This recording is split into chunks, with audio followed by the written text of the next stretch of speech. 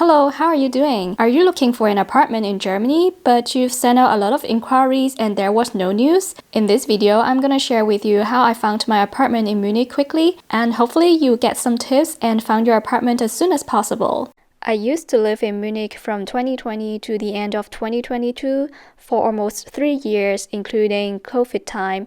I moved back to Göttingen in the end of 2022 to work remotely. In 2024 June, there was a construction project along the whole street in front of my apartment building in Göttingen. It will not be done within 1-2 years, so I decided to move back to Munich right after I got my citizenship in July 2024.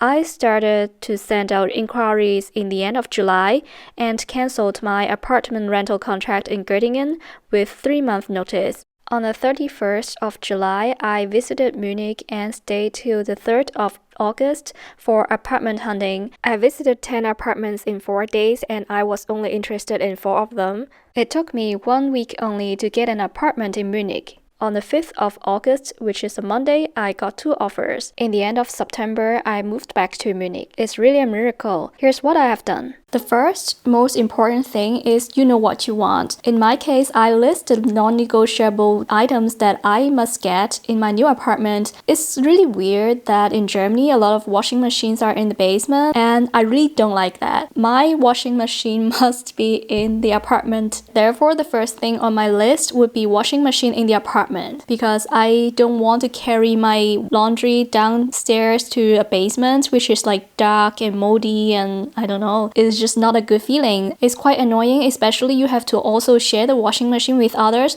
which is quite common in Germany. And in my older apartments, I used to share the washing machine with all the other apartments in the building, which is quite nasty for me because growing up in Hong Kong, we always have the washing machine in our apartment, so I've never thought that I have to share washing machine with others. It was impossible to do laundry on weekends because the washing machines would be occupied by other tenants, so I had to do laundry on weekdays while I was working from home. Like every time I had to wash the washing machine first before I do my laundry. Therefore, after that, I put washing machine on top of my list.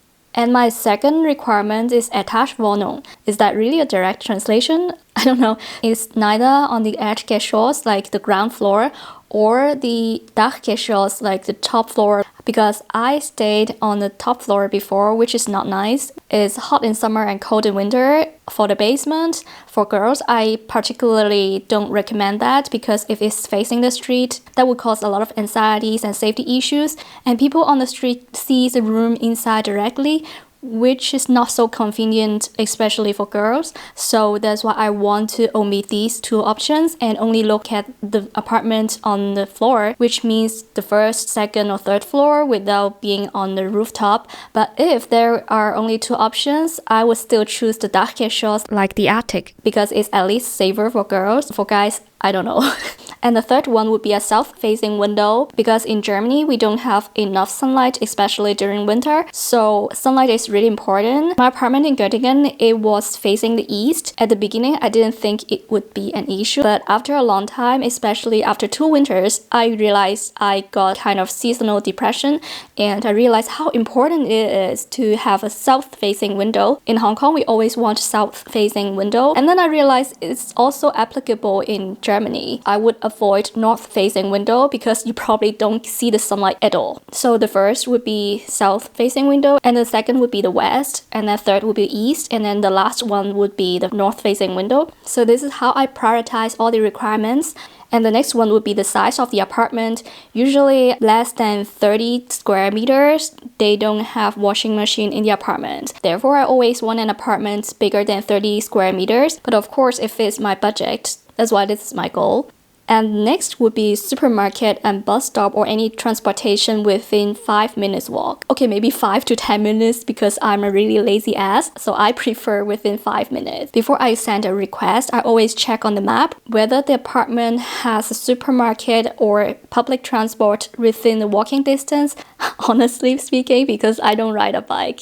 If you ride a bike, maybe it's not an issue, but that's just my list. After the essentials, I would have the good to have items. What are the good to have items but I can live without? These are elevator. As I'm a small girl, elevator is actually between essentials and good to have. Maybe I put it on the essentials because if I were to move the big furniture or big parcel, it's quite hard for me to move it from the ground floor to my apartment, so I moved the elevator to the essential list.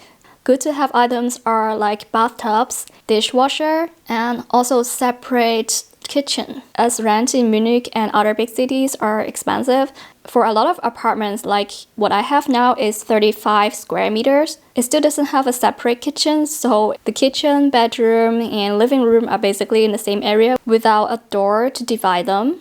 That's why I wouldn't cook deep fried or any oily food or do grilling in my apartment. It will have like strong smell. So once I have the list, I would check precisely what they offer in the advertisement in each apartment. Especially for washing machine, I have to look specifically in the advertisement whether they put it really as an item there. I have my own washing machine that I can bring along. As long as the apartment has a washing machine connection, it's fine for me. If you're new in Germany or you're a student, I recommend you to get those furnished apartments because you don't have to buy furniture. But of course you can sell them afterwards, but it's just not easy to move unless if you have a lot of money. So what are the platforms that I can look for an apartment? When I was a student, I looked for an apartment on Warmmiete a lot because they offer shared apartments. But from my experience, they are even more competitive than single apartments because you have to compete with a lot of people and it's more intense than job interview. When I came to Munich as an intern, I tried to look for those shared apartments. So I visited maybe 7 or 8 apartments and I couldn't get any offer. And it's around Christmas. And at the end, someone gave up their offer. That's why I got a second-hand offer. I was lucky in that case, but I would say it's really difficult. And I don't really have a lot of experience looking for a Wiggy. But once I got a full-time job, my apartment hunting journey became more easy and smooth. Especially, I've already passed the probation period. For a friend of mine, she used to live in Dresden and she wanted to move to Düsseldorf because she got a new job and it was quite difficult because she hasn't passed the probation period. So in her case, she would look for those more temporary contracts where people relocate or travel for maybe a few months and come back. Then they offer this sublet. Those sublet contracts would be good for those people who come to a new city without having passed their probation period for that job. So after a few months, when she passed her probation, she got a new apartment now with a permanent contract, which is better and safer. So according to different situation with your job contract and your identity, I would recommend different options. And also when I was an intern, it's hard to look for a permanent contract because my job contract is only 6 months. From landlord's perspective, it's kind of risky because I will move in 6 months and they have to find a new person. And now I understand why they didn't pick me. For Wiki, I would recommend you to go to Wiki or other Facebook group or other social media group. And some people might move out. With a referral, it's easier to get a room in a shared apartment. If you're looking for the whole apartment or a studio, I would recommend you to go to some online platform like ImmoScout or InMobilt. And there are also some property management or housing agency website that you can just look at the offers they put directly online, which is also quite convenient. If there's a phone number, I would recommend just pick up the phone and try to call them and get an appointment. But the chance is also quite slim because for these agencies, they also have a lot of applicants. But if they put a phone number online, then why not just contact them? But of course, it would be better if you speak German. Okay, let's move to the next point, which is also very important, which is the self-introduction. So when you found your dream apartment, of course, you have to send a self-introduction and make a request for a visit. At this moment, we have to put ourselves into the landlord's shoes. What would they look for in a new tenant? I still would recommend you to be honest because sometimes you never know what they are looking for in a tenant. There was one time I visited this old building in Karsfeld and the lady is from the housing agency. looking for a new tenant for a client, she would specifically look for a small girl because there is a low rooftop and it's better for small people. That's why I got contacted by her, because I'm a small Asian girl and I could easily fit into that apartment. However, at the end, I didn't pick that apartment because it's on the top floor that I don't prefer, and it's an old building. It's going to be very cold in winter and hot in summer. So what should be included in a self-introduction? First of all, your name, your age, your occupation, and your reasons for moving. The other additional information would be whether you're a smoker. As I am a non-smoker, I think it's an advantage, but if you're a smoker, I don't know if you should put it. And I have no children, but for some cases, if there are some bigger apartments, they are looking for a family who would have more stable renting period. Maybe having children would be an advantage because that guarantee that they won't be moving in a few years. And the next point would be no pets. I have no pets, and for a lot of apartments, they don't allow pets. So not having pets would be also considered by landlord as an advantage. And the last one would be expected move-in date, because usually for landlords, they can't wait 1-2 months for you to move in because they are losing 1-2 month rent. So it would be very important to put the earliest date that you can move in so that they know you are ready for that. As I am a very transparent person, I also put my netto salary there to increase the chances that they would pick me because they know already I have a stable income and I can afford the rent. So with all this information the landlord needs, it should be easier to at least get an appointment to visit the apartments. I remember in one case, the landlord even asked for my income proof before he scheduled a visiting for me because landlords are also busy. They have tons of messages coming through, so they are usually very picky. The more information you give, the more transparent you are, the higher chance it is to get an appointment, at least to have a visit. And since you are already waiting for the appointments, meanwhile, you can prepare your documents. For example, the income proof, like 3 months of income, and the Schufa that you have to apply online so that they will send it to your place. If you've been living in Germany for a while, you should have the Schufa, which is the credit score that shows the landlord that you have a good credit and you're gonna pay your rent on time and you don't owe people money. And the third thing, which is so important in Germany, is that you have to prepare a Selbstauskunft, which is like a CV for apartment hunting, which is still quite mind-blowing for me. You can find a template online by searching the keywords Miete Selbstauskunft Vorlage. That includes your basic information. If you're transparent enough, you can put your photo. I also put my photo there so they know how I look like. Basically, I just put my LinkedIn photo into this apartment hunting CV. Then there are also a bunch of questions like, do you have any debt? And your reasons for moving, etc. Some templates have more declaration items, some have less, and sometimes the landlord also sends you their own templates so that you just have to fill in.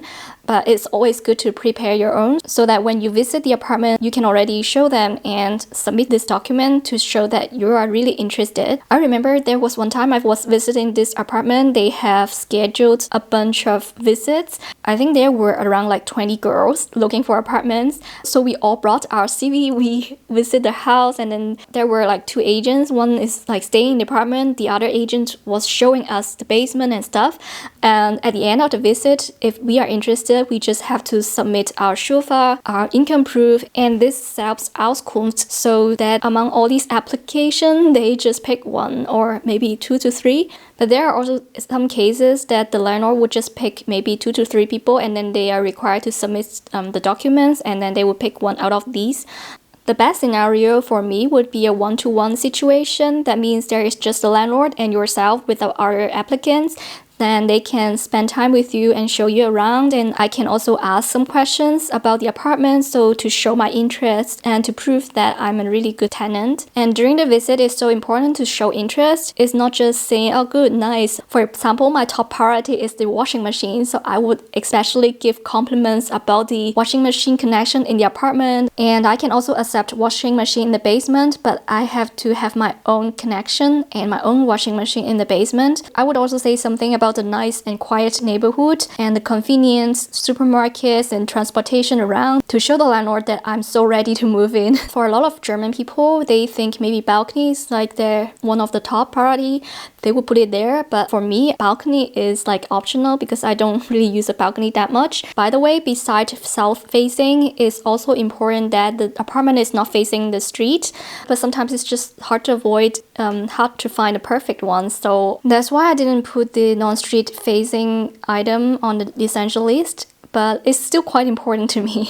Because I work from home a lot and I am really sensitive, I get easily annoyed by the noise and stuff, and that could also disturb my sleep. So after the visit and everything, this is still not the end.